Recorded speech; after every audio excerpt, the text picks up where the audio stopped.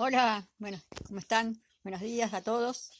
¿Qué tal en esta reunión fuera de todo lo habitual? Porque ni siquiera es como las reuniones habituales del webinar.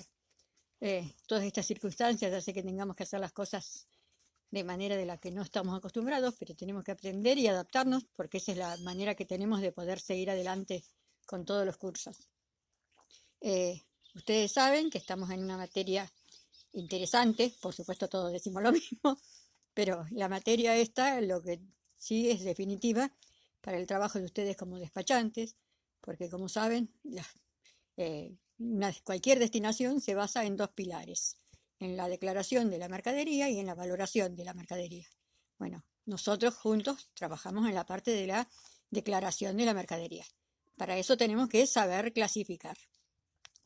En clase 1, perdón, ustedes aprendieron a trabajar básicamente con todo lo que es el desarrollo de la nomenclatura, en aprender las reglas a aplicar y demás, y conocieron hasta lo que son las posiciones SIM. O sea, conocieron secciones, capítulos, partidas, subpartidas, posición arancelaria Mercosur, porque los aranceles están a nivel de la posición Mercosur, o sea, a nivel de los 8 dígitos, y luego habrán aprendido a trabajar con los dígitos de la posición SIM. O sea, llegaron hasta los 11 dígitos y la letra es un código de control del sistema, así que la letra no me interesa para nada que ustedes sepan cuál es, porque en última instancia es única, no hay posibilidades de elegir una u otra. Ahora, en clase 2, lo que hacemos es, con esos conocimientos, aprender a hacer la declaración comprometida. El punto fundamental de clase 2 es justamente saber hacer la declaración comprometida. ¿Qué es eso? Saber completar las destinaciones de importación, de exportación, a consumo, en tránsito, temporales, las que fuera. En todas ellas tenemos que hacer una declaración de la mercadería. Para eso tenemos que saber elegir la posición SIM y los sufijos. Bien, si bien todos estos primeros ejercicios que yo les fui poniendo en las tareas, así como lo que tiene que ver con el parcial y trabajo práctico, son en principio hasta nivel Mercosur la mayoría de los ejercicios. Recién un poquito más avanzado es que llegamos a hablar de la parte de posición SIM y sufijos. Les vamos a agregar en la página del instituto un video que tengo conversado sobre lo que son las posiciones SIM y los sufijos y luego lo que es la declaración comprometida. Para elegir la posición SIM no tienen más que seguir trabajando como trabajaron hasta ahora, comparando siempre nivel por nivel, pero esa comparación es es posterior a la previa lectura de las notas de sección, de las notas de capítulo, y recién una vez que sabemos en qué capítulo podemos manejarnos, leemos los textos de partida, o sea, los textos que acompañan a 4 dígitos. Elegido los 4 dígitos de la partida, pasamos a elegir las subpartidas de 1 y 2 guiones o de primer y segundo nivel. Ahí es donde suelen tener las mayores dificultades. Recuerden que no hay que leer un renglón atrás de otro, sino que siempre hay que estar comparando columna por columna. Siempre tenemos que estar comparando textos del mismo nivel. O sea, una vez que decidimos en qué partida va nuestra mercadería, recién ahí nos ponemos a leer los textos que acompañan a 5 dígitos, a los 5 números, a los 4 de la partida, más el primer número que es el de la subpartida de un guión. No leen lo que está incluido en esa subpartida de un guión si el texto de la misma no les fue de aplicación para la mercadería que tenían ustedes que clasificar. Elegida la subpartida de un guión, es que pasan a la de 2 guiones. Luego, con el mismo criterio, tenemos desarrolladas las aperturas a nivel de Mercosur.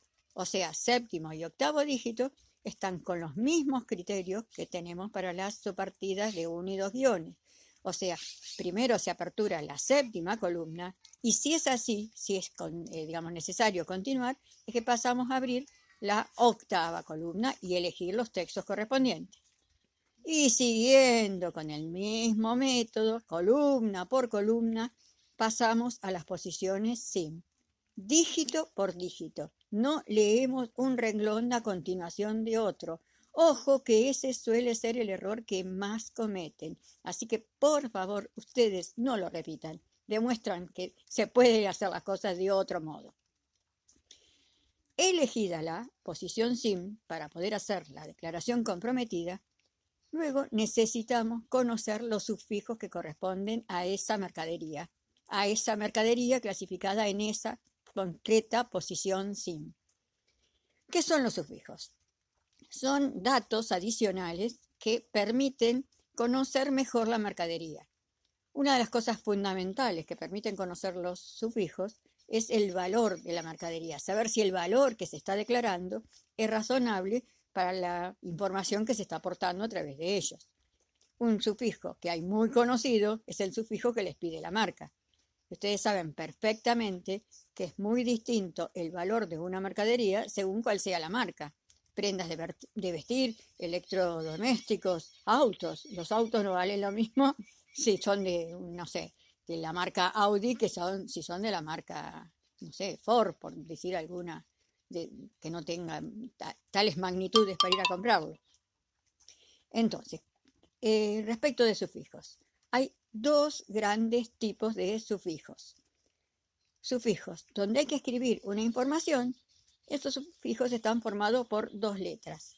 La primera puede ser la letra A o la letra Z. Cuando nos piden la letra A, son sufijos donde en general lo que hay que escribir es una palabra. Ese que nombramos hace un rato, por ejemplo, el AA es el sufijo marca.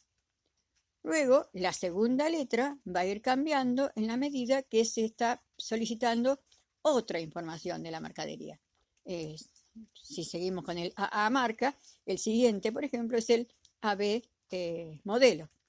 Y así como estos, hay unos cuantos. Tenemos el sufijo que me pide el código de producto, el que me pide la presentación, el que pide fecha de vencimiento, si es una mercadería que es plausible de que tenga vencimiento. O sea, el sufijo fecha de vencimiento no va a aparecer, por ejemplo, para mercaderías como prendas de vestir, pero sí va a aparecer en alimentos, en medicamentos, o sea, en mercaderías que efectivamente tienen un periodo de vigencia y luego ya no pueden ser comercializados. Las pilas, por ejemplo. Ya deben saber ustedes que las pilas es una de las mercaderías que necesita que se informe el sufijo fecha de vencimiento, pues en el caso ese de las pilas, no pueden ser importadas si el vencimiento opera en los 2 meses posteriores. ¿Por qué? Porque es un hecho que si entra ya solo con 2 meses de utilidad, esa pila va a estar vencida en nuestro propio país, con lo cual se va a transformar en basura. Basura que es difícil luego de ubicar en los lugares adecuados para que no contamine. Así que fíjense la importancia de los sufijos que acompañan a la posición de la mercadería. Entonces, dijimos que empezaban los que hay que escribir con la letra A, en general hay que escribir una palabra simplemente, o con la letra Z. Los que empiezan con la letra Z son los que llamamos paramétricos. ¿Por qué? Porque los que nos van a pedir es un parámetro, o la longitud, o el gramaje, o la cantidad de quilates, si se trata de una piedra preciosa. ¿Y qué tienen de particular los sufijos esas, los que empiezan con la letra Z? Que me indican en qué unidad tengo que expresar esa información. Si me pide la longitud y dice que la longitud tiene que estar expresada en metros, yo no puedo poner el valor de esa longitud expresado en centímetros, porque no soy yo quien va a agregar la unidad, sino que simplemente voy a poner el número y se sabe que ese número, si estoy trabajando bien, está expresado en la unidad que pide el sistema. Entonces, sufijos donde hay que escribir, los que empiezan con A, los que empiezan con Z, en los dos casos están formados por dos elementos. La segunda letra va variando en la medida que se va tratando de tener información de alguna otra cualidad de esa mercadería. Estos sufijos, los que empiezan con A o que empiezan con Z, pueden acompañar a las mercaderías de todo un capítulo o de solo una partida o de una subpartida o de una posición SIM. O sea, el hecho de que el sufijo empiece con A o con Z no me indica de ningún modo a qué nivel se va a tener que aplicar. Eso lo va indicando el sistema. Estos sufijos son obligación declararlos y van a, como les dije hace un rato, ayudar a conocer si lo que se está declarando es razonable para la mercadería que se está comercializando. Bueno, esos son los sufijos de una determinada condición. Pero luego tenemos otros sufijos que son los sufijos de opción. ¿Qué quiere decir que sean de opción?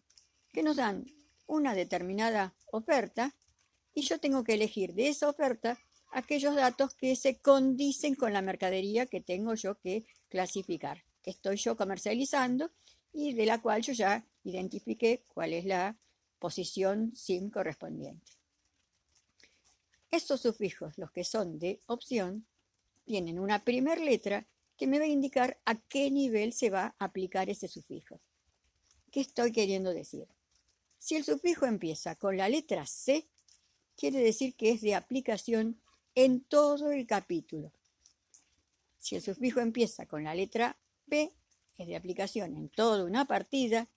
Si es con la letra S, en una subpartida. Y si es con la letra N, en la posición SIM. No hay sufijos, como verán, que acompañen a los 8 dígitos de la posición Mercosur. O sea, los sufijos acompañan a los 2 dígitos del capítulo, a los 4 de la partida, a los 6 de la subpartida o a los 11 de la posición SIM. Esos sufijos, los de opción, que están formados por 4 elementos, tienen entonces la primera letra que indica el nivel de aplicación. La segunda letra, como en el caso de los A o de los Z, se va modificando, va cambiando según de qué cualidad se esté hablando de esa mercadería. ¿Y qué ocurre después a continuación? Que de esos 2 letras se ofrecen a continuación 2 dígitos.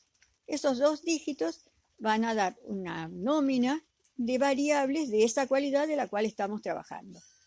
Supongamos que nuestra cualidad que estamos investigando es la cantidad de botones que tiene una determinada prenda de vestir, pudiera haber un sufijo PA01 que dijera un botón, PA02 3 botones, PA03 5 botones. Si nuestra mercadería efectivamente tiene 3 botones, elegiremos el sufijo PA02.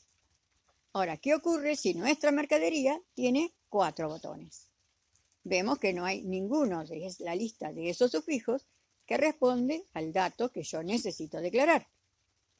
Entonces, esa combinación de letras se acompaña de 2 dígitos que son el 00. Ese 00 acompañando a esa combinación de letras no está indicando una cantidad precisa de botones, sino que está indicando que nuestra mercadería tiene una cantidad de botones que difiere de los hasta ahí expresados. No tiene ni uno solito, ni 3, ni 5. Puede no tener ninguno, puede tener 2, 4, 6, 7, lo que fuera. Lo único que asegura ese 00 es que para esa cualidad la mercadería es de una condición distinta de lo que ahí está expresado. ¿Vamos más o menos bien? ¿Vamos entendiendo de qué se trata todo esto?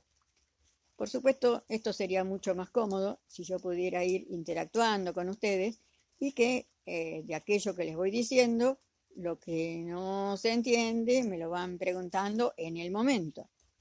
Pero como no es posible llevar a cabo la charla en las condiciones habituales, porque al estar yo fuera de circulación, como estamos todos, no puedo ir hasta el instituto para grabar en las condiciones adecuadas, lo estoy grabando yo desde mi casa y de ahí se lo estamos transmitiendo en conjunto. Eso no quita que en la medida que ustedes vayan teniendo dudas de lo que yo estoy acá explicando, aunque no lo podamos hacer en el momento, sí me vayan haciendo el planteo a través del foro general. No dejen de escribir las dudas que tienen. Justamente estuve corrigiendo la primera tarea esta obligatoria y ahí vi que muchos, por suerte, han respondido bien. pero hubo algunos que no terminaron de entender la consigna. Van a quedar las respuestas correctas, por supuesto, pero más allá de eso, me gustaría comentarles que aquellos que no lo hicieron correctamente, ¿por qué fue? Porque evidentemente no he sido clara o no sé cómo que ocurrió, que no se entendió cómo debía estar encarada la respuesta. Las 3 mercaderías que yo les di eran susceptibles de clasificarse en 2 partidas distintas. Iban a ir en una o en otra dependiendo de algunas condiciones.